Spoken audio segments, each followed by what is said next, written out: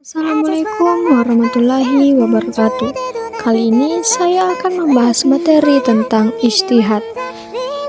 Sebelumnya, perkenalkan, saya Ardila Safutri, kelas 12 A1 nomor urut 12. Tanpa berlama-lama lagi, mari kita langsung ke materi. Yang pertama, pengertian ijtihad. Ijtihad adalah usaha sungguh-sungguh yang dilakukan oleh seorang ulama atau ahli hukum Islam untuk menetapkan hukum suatu masalah yang tidak dijelaskan secara langsung dalam Al-Quran dan hadis. Ijtihad dilakukan menggunakan kemampuan berpikir, ilmu agama, dan metode tertentu agar hukum yang dihasilkan tetap sesuai dengan ajaran Islam. Jadi, ijtihad muncul karena perkembangan zaman menghadirkan masalah baru yang belum ada pada masa Rasulullah. Yang kedua, kedudukan ijtihad dalam Islam.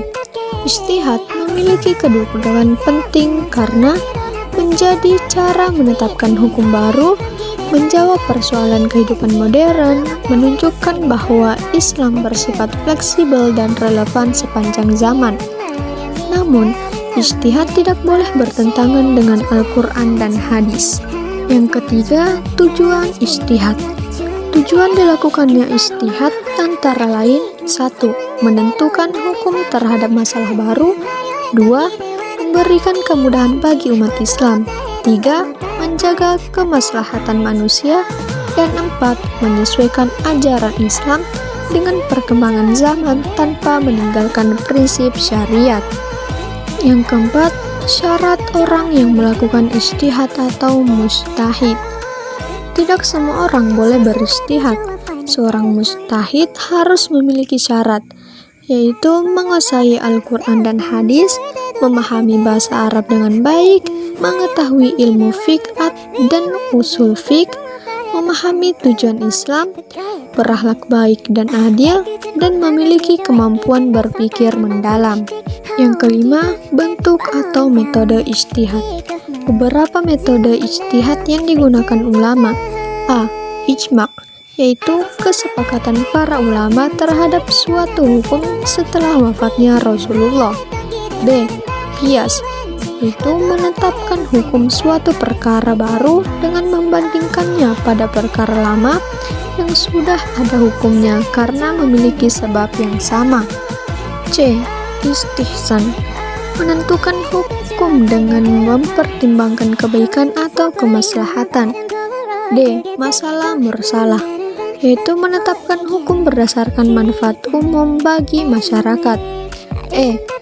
Urf, yaitu menjadikan kebiasaan masyarakat sebagai pertimbangan hukum selama tidak bertentangan dengan syariat. Yang keenam, contoh ijtihad dalam kehidupan modern.